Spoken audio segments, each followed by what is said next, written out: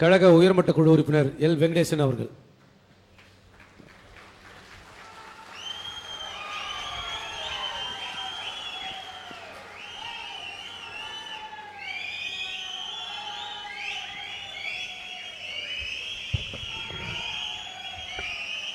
இங்கே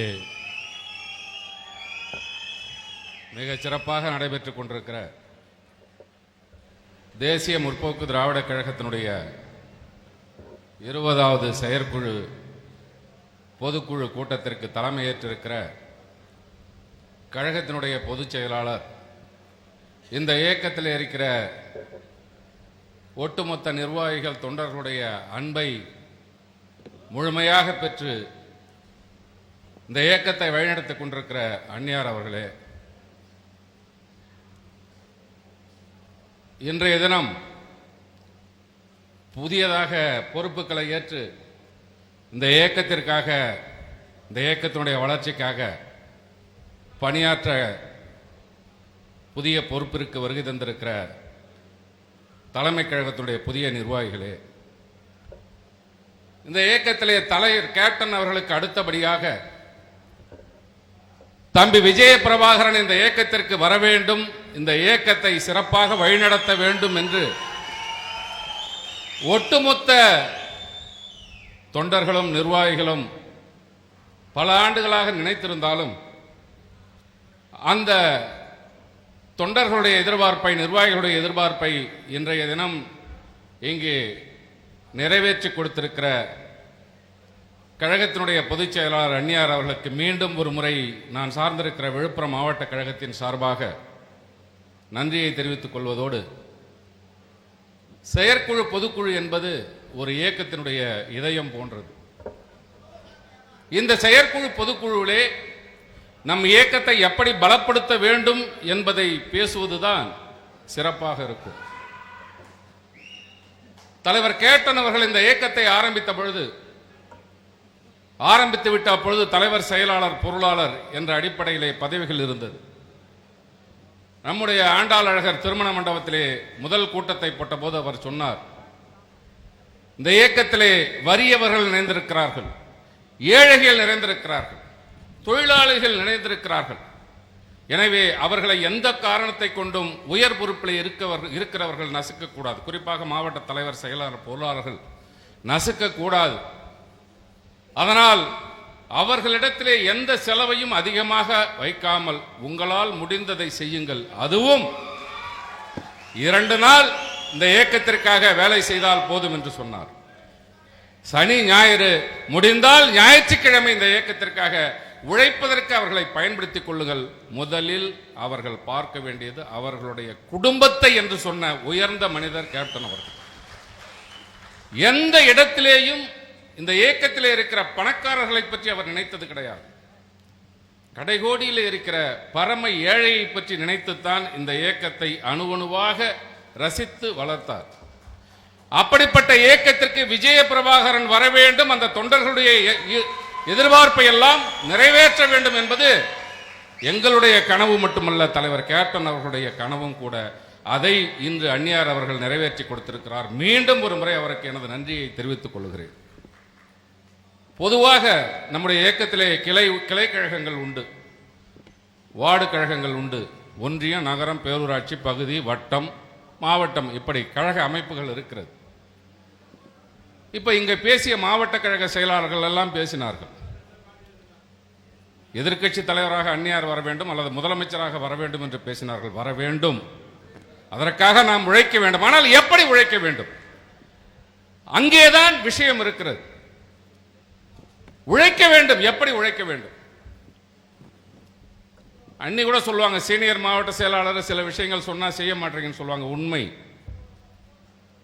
இங்கே இருக்கிறவர்கள் மாவட்ட செயலாளர்கள், மேடையிலே அமர்ந்திருக்கிற தலைமை கழக நிர்வாகிகள் அல்லது முன்னிலையிலே இங்கே முன்வரிசையிலே அமர்ந்திருக்கிற மாநில அணி நிர்வாகிகள் இந்த இயக்கத்தை வளர்த்தெடுத்து விட முடியாது.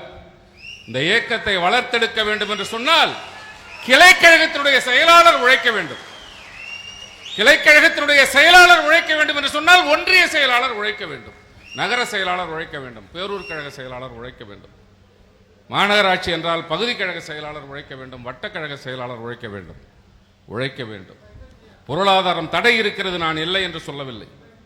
35 ஆண்டு காலம் இந்த நாட்டை ஆண்டு சுரண்டியவர்கள் ஒருபுறம், 30 ஆண்டு காலம் ஆண்டு விட்டு அடுத்த முறையும் நான் ஆட்சிக்கு வந்து விடுவேன் 2.0 என்று சொல்லுகிற ஸ்டாலின் ஒருபுறம், இந்த 20 ஆண்டு காலமும் தலைவர் கேப்டன் என்ற ஒற்றை சொல்லுக்காக உன் உயிரையும் மதிக்காமல் இந்த இயக்கத்தை வளர்த்து கொண்டிருக்கிறார். ஆனால் இந்த இயக்கத்திற்கு ஒரு சோதனையான காலம் வந்திருக்கிறது, ஒரு சோதனையான காலம்.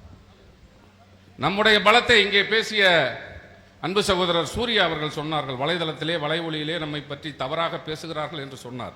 பேசட்டும், அதை பற்றி கவலை இல்லை, பேசட்டும்.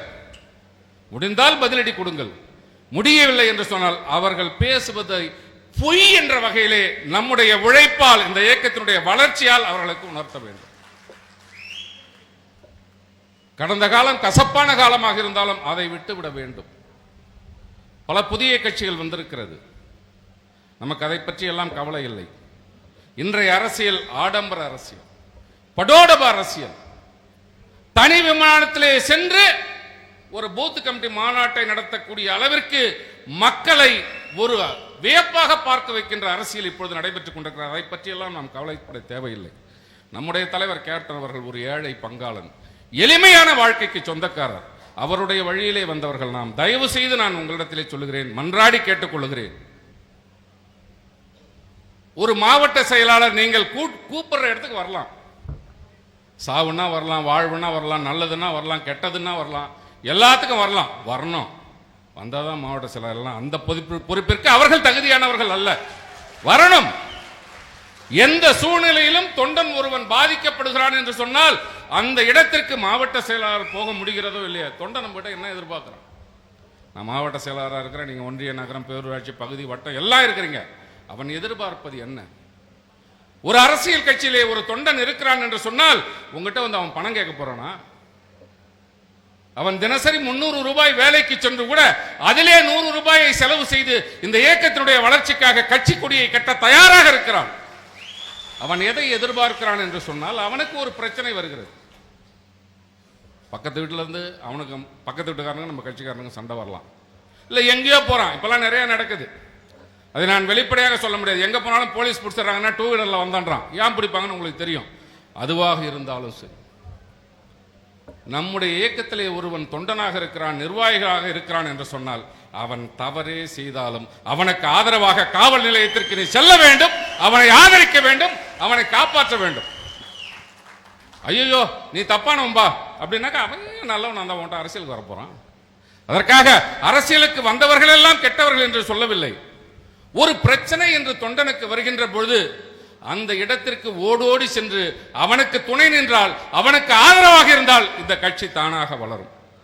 அந்த பணியை செய்ய வேண்டிய இடத்திலே ஒன்றிய, நகர, பேரூராட்சி செயலாளர்கள் இருக்கிறீர்கள், பகுதி செயலாளர்கள் இருக்கிறீர்கள், வட்ட செயலாளர்கள் இருக்கிறீர்கள், என் கிளை செயலாளர்கள் கூட இருக்கிறீர்கள். ஒரு இடத்திலிருந்து இன்னொரு இடத்திற்கு செல்வதற்கு எங்களுக்கு நேரம் வரும். இப்ப நான்லாம் ஒன்றும் பிரச்சனை இல்லை, ஏறக்குறைய 21 வருஷம் கடந்து போச்சு மாவட்ட செயலாளராக. நான் எஸ்பிட்டையும் போன்ல பேசுவேன், டிஐஜிட்டையும் போன்ல பேசுவேன். எங்க மாவட்டத்தை பொறுத்தவரையிலே ஒரு 10 பிரச்சனை தொண்டனுக்கு வருகிறது என்று சொன்னால் 9 பிரச்சனையை என்னால் தீர்க்க முடியும். அந்த போன்லேயே தீர்த்துருவான். ஒன்று, அந்த அளவிற்காவது நம்மை வளர்த்துக் கொள்ள வேண்டும். ஒரு ஒன்றிய செயலாளர் இருக்கிறீங்க, நகர செயலாளர் இருக்கிறீங்க, பகுதி செயலாளர் இருக்கிறீங்க, உங்கள் மீது போலீஸ் கை வைக்க வேண்டும் என்று நினைத்தால் கூட அவன் பின்னால் 100 பேர், 200 பேர், 500 பேர் திரளுவான் என்ற பயத்தை உருவாக்க வேண்டியது உங்களுடைய கடமை. அப்படி பண்ணாதான் கட்சி வளரும். அப்படி பண்ணாதான் அண்ணி எந்த இடத்துக்கு வர வேண்டும் என்று நினைக்கிறீர்களோ, இந்த இயக்கம் எந்த இடத்திற்கு வர வேண்டும் என்று நீங்கள் நினைக்கிறீர்களோ, கேப்டனுடைய லட்சியத்தை அப்பொழுதுதான் நிறைவேற்ற நீங்கள் பாடுபடுவதாக அர்த்தம். எவன் ஒன்னாலும் எந்த பணத்தை வேணாலும் கொட்டட்டும், அது வேற. ஆனால் நாம் பலமாக இருக்கிறோம் என்பதை நாம் நிரூபிக்க வேண்டும். கடந்த நாடாளுமன்ற தேர்தல் நம்முடைய அன்பு தம்பி விஜயபிரபாகரன் நூலிழையிலே என்று கூட நான் சொல்ல மாட்டேன், பெற்ற வெற்றியை மாற்றி அறிவித்தார்கள் என்று சொல்லுகிறேன். மீதி 4 தொகுதிகளிலே நாம் ஏன் அந்த வாக்குகளை வாங்கவில்லை? அதற்கு என்ன காரணம்? அதுக்கு நம்ம என்ன ஒரு காரணம் சொல்லலாம். தலைவருடைய பிள்ளை, தலைவருடைய மகன், அதனால் மக்கள் ஓட்டு போட்டு விட்டார்கள் என்று சொல்லலாம். தலைவருடைய அனுதாபம் என்பது விருதுநகரிலே மட்டுமல்ல, அனைத்து இடங்களிலும் இருந்தது. அதை நாம் பயன்படுத்தவில்லை என்றுதான் நான் கூறுகிறேன். தயவு செய்து புரிந்து கொள்ளுங்கள். உழைப்பு தேவை, பொருளாதாரமும் தேவை. ஒரு மாவட்ட செயலராக இருந்தால் 1 லட்சம் 2 லட்சம் மாதம் வேணும், குறைஞ்சது சொல்கிறேன். இல்லைன்னா கட்சிக்காரங்கிட்டே நீ நல்லவன்ற பேர் எடுக்க முடியாது. 21 வருஷம் என் மாவட்டத்தில் இன்னைக்கும் கட்சிக்காரங்க ஒரு 50-75,000 பேர் இருப்பான். என்ன 100 பேர் எனக்கு கை நீட்டி சொல்ல மாட்டாங்க. இங்கே வந்திருக்கிற ஒன்றிய செயலாளர்லாம் கூட கேட்டுக்கலாம். ஒரு 100 பேர் என்ன கை நீட்டி குற்றம் சொல்ல மாட்டாங்க. ஏன்னா அவனுடைய நல்லது கெட்ட என்னுடைய குடும்பத்தினுடைய முக்கிய பிரச்சனைகளை கூட விட்டு அவர்களுடைய நல்லது கெட்டதிலே நான் கலந்து கொண்டிருக்கிறேன். மெட்ராஸில் காலையில் இருப்பேன், சாயந்தரம் எங்கே இருப்பேன். காலையில் மெட்ராஸில் இருப்பேன், திரும்ப சாயந்தரம் எங்கே இருப்பேன், இல்லை காலையில் எங்கே இருப்பேன். அந்த மாதிரி கட்சியினுடைய தொண்டர்களை அரவணைத்து செல்லுங்கள். கட்சியினுடைய தொண்டர்களுக்கு உறுதுணையாக அவன் தவறே செய்தாலும் நீ தவறு செய்து விட்டாய் என்று ஒதுக்காமல் உன்னால் முடிந்தவரை அவனை காவல் நிலையத்தில் இருந்து காப்பாற்றுங்கள். அவன் பிரச்சனையில் மாட்டுகின்ற பொழுது அவனுக்கு துணையாக இருங்கள் என்று கூறிக்கொண்டு, அன்பு சகோதரர் சிவக்குழந்தை அவர்கள் சொன்னார், எரஞ்சி மாநாட்டை பற்றி சொன்னார். கண்டிப்பாக ஒருபோதும் இது கடலூர் மாவட்டம் என்று நான் ஒதுங்கி இருக்க மாட்டேன். அவர் ரொம்ப திறமையானவர். இங்கே மேடையில் நிதி அறிவித்த உடனே அது மாநாட்டு நிதின்னு சொல்லிட்டு போயிட்டாரு. எங்களுக்கெல்லாம் அப்படிலாம் இல்லை, எந்த நிதியும் எங்களுக்கு வரல. இருந்தாலும் அவர் அதிர்ஷ்டக்காரர். விஜயசங்கர் அவர்கள் பேசுகின்ற போது மாநாட்டுக்கு 23 லட்ச ரூபா நிதி தரேன்னு சொல்லிட்டாரு. அதனால் ரொம்ப சந்தோஷமாக இருக்கார். அவர் சந்தோஷத்திற்கு மெருகூட்டுகின்ற வகையிலே நிச்சயமாக விழுப்புரம் மாவட்டத்தில் இருந்து இந்த மாநாடு 7 மாத கால அவகாசம் இருக்கிறது. ஒவ்வொரு மாவட்டம் தான் கட்சி. இன்னைக்கு நடக்கிற பொதுக்குழுவில் ஒரு 3000 பேர் இருக்கிறீங்க. அனைத்து ஒன்றிய செயலாளர் இருக்கிறீர்கள், நகர செயலாளர், தமிழ்நாடு முழுக்க இருந்து எல்லா நிர்வாகிகளும் இருக்கிறீங்க, மாவட்ட நிர்வாகிகள் உட்பட. உங்களுக்கு நான் சொல்லிக் கொள்வது 7 மாதம் இருக்கிறது. இது கடலூரிலேயே மாநாடை அந்நியார் அவர்கள் அறிவித்து விட்டார்கள், நமக்கென்ன என்று ஓய்ந்து உட்கார்ந்திருக்க கூடாது. காலம் 7 மாதம் இருக்கிறது. 7 மாதம் தலைவர் 9 மாதம்.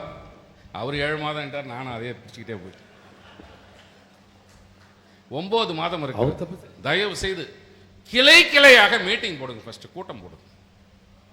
கிளையோ வாழோ 5 பேர் இருக்கிறானோ, 10 பேர் இருக்கிறானோ, 20 பேர் இருக்கிறானோ, 25 பேர் இருக்கிறானோ, எத்தனை பேர் இருந்தாலும் பரவாயில்லை, அந்த கிளையை கூட்டுங்கள். அந்த கிளை கூட்டத்தை நடத்துங்கள். இந்த மாநாட்டிற்கு அனைவரும் வர வேண்டும் என்ற விளக்கத்தை தெளிவாக சொல்லுங்கள். ஒரு பைசாவுக்கு பிரயோஜனம் இல்லாத நாயெல்லாம் கூட நம்மளை பார்த்து குறைக்குது. அதனால நீங்க இந்த மாநாட்டுக்கு வர வேண்டும் என்பதை அவர்களிடத்தில் விளக்குங்கள். எவ்வளவு சோதனைகள் இருந்தாலும் அதை தாங்கிக் கொள்ளுகின்ற இதயத்தை புரட்சி கலைஞர் கேப்டன் அவர்கள் நமக்கு கொடுத்து விட்டு சென்றிருக்கிறார். நீங்கள் ஆசைப்பட்டதை போன்று தம்பி விஜய பிரபாகரன் அவர்கள் இந்த இயக்கத்திற்குள்ளே வந்திருக்கிறார். எதிர்காலத்தில் நாங்கள் இல்லைனாலும் உங்களை கண்டிப்பாக வழிநடத்துவார். இல்லைன்னாக்க பதவியில் இல்லை நான் சொல்றேன். அதை தான் சொல்ல வரேன், வேற ஒன்றும் இல்லை. நீங்கள் எல்லாம் எதிர்பார்த்த இடத்திற்கு விஜய பிரபாகரன் வந்திருக்கிறார். அவரை பயன்படுத்துவதற்கு ஏதுவாக இந்த மாநாட்டிலே அவருக்கு மேலும் சிறப்பு சேர்க்க வேண்டும் என்ற விதத்தில் ஒவ்வொரு கிளை, வார்டு, ஒன்றியத்தில் கூட்டம் போடுங்க, நகரத்தில் கூட்டம் போடுங்க. முதல்ல நிர்வாகிகள் கூட்டத்தை போடுங்க. நிர்வாகிகளை ஒருங்கிணையுங்கள். ஒவ்வொரு மாதமும் கண்டிப்பாக கூட்டம் நடத்தணும். நீங்க சும்மா சாதாரணமா ஒரு குடும்பத்திலே பிரச்சனை இருக்குது, அண்ணன் தம்பிக்குள்ள பிரச்சனை இருக்குது, அக்கா தங்கைக்குள் பிரச்சனை இருக்கிறது, தந்தை மகனுக்குள் பிரச்சனை இருக்கிறது, மாமியார் மருமகளுக்குள் பிரச்சனை இருக்குது, ஒரு சின்ன குடும்பத்திலே பிரச்சனை இருக்குது. கருத்து வேறுபாடுன்றது சகஜம். ஒரு பெரிய இயக்கம் இது, ஜனநாயக நீரோட்டம் உள்ள இயக்கம். கருத்து வேறுபாடுகள் வருவது சகஜம். அந்த கருத்து வேறுபாடுகள் எங்கே களையப்படும் என்று சொன்னால் மாதந்தோறும் நீ நிர்வாகிகள் கூட்டத்தை நடத்திப்பார், உனக்கு கோஷ்டி பிரச்சனையே வராது. எந்த கருத்து வேறுபாடுகள் இருந்தாலும் அந்த கூட்டத்திலே பேசி தீர்க்கப்படும். அடுத்தது, நீங்கள் அனைவரும் ஒற்றுமையாக இருந்து கழக பணி ஆற்றுவீர்கள். இந்த 6 மாசம், இந்த மாசம் கூட்டம் போட்டோம்னா 1 வருஷம் கழிச்சு மாவட்ட நிர்வாகிகள் கூட்டத்தை போடக்கூடாது. இந்த மாசம் கூட்டம் போட்டா 6 மாசம் கழிச்சு ஒன்றிய நிர்வாகிகள் கூட்டத்தை ஒன்றிய செயலர் போடக்கூடாது, மாதம் மாதம் போட வேண்டும். ஒரு கிளை கூட்டத்தை கூட மாதாந்தோறும் நடத்துவதற்கு என்ன செய்ய வேண்டுமோ அதை ஒன்றிய நகர பேரூர் கழக செயலாளர்கள் செய்ய வேண்டும். 9 மாத கால அவகாசம் இருக்கிறது. இங்கே எரஞ்சியில கூட்டம் சொன்னோம், மதுரையில் கூட்டம் சொன்னோம், சேலத்தில் கூட்டம் சொன்னோம். அதை விட கடலூரிலே நாம் கூட்டத்தை கூட்ட முடியும். அதற்கு நாம் தேனீக்களை போன்று சுறுசுறுப்பாக உழைக்க வேண்டும். கிளையை தேடி செல்ல வேண்டும், தொண்டர்களை தேடி செல்ல வேண்டும். எதுவா இருந்தாலும் இன்னைக்கு போக முடியலையா, அவனுக்கு ஒரு பிரச்சனைனா, அவன் வீட்டில் ஒரு நிகழ்ச்சி இன்னைக்கு போக முடியலையா, 1 நாளோ 2 நாளோ 3 நாளோ போச்சு, அவன் வீட்டுக்கு போங்க, அவனை சந்தியுங்கள். நான் உன் நிகழ்ச்சிக்கு வர முடியவில்லை என்பதற்கு மனப்பூர்வமாக வருத்தத்தை தெரிவிங்கள், தப்பில்லை. கிளை செயலாளர், ஒன்றிய செயலாளர், ஒன்றிய நிர்வாகிகள், கிளை நிர்வாகிகள், வட்ட நிர்வாகிகள், பகுதி நிர்வாகிகள், மாவட்ட நிர்வாகிகள் எல்லாம் சேர்ந்து மாலை போட்டால் தான் நம்ம மாவட்ட செயலாளர். நம்ம வானத்தில் குதிச்சு வந்துடல. அதே சமயத்திலே ஒரு மாவட்ட செயலாளராக நாங்கள் செயல்படுகிறோம். ஒன்றிய நகர பேரூர் கழக செயலாளர்களாக நீங்கள் கிளை, வார்டு, வட்ட கழகத்தினுடைய கூட்டத்தை கூட்டி கடலூரிலே அறிவித்திருக்கிற அந்த மாநாடு தமிழ்நாடு மட்டுமல்ல, இந்தியாவே திரும்பி பார்க்கின்ற அளவிற்கு அதிர்ச்சி அலைகளை, அரசியல் அதிர்ச்சி அலைகளை ஏற்படுத்த வேண்டும் என்று கூறி இந்த வாய்ப்புக்கு நன்றி தந்த கழகத்துடைய பொதுச் செயலாளர் அந்நியார் அவர்களுக்கு மீண்டும் ஒருமுறை நன்றி கூறி விடைபெறுகிறேன்.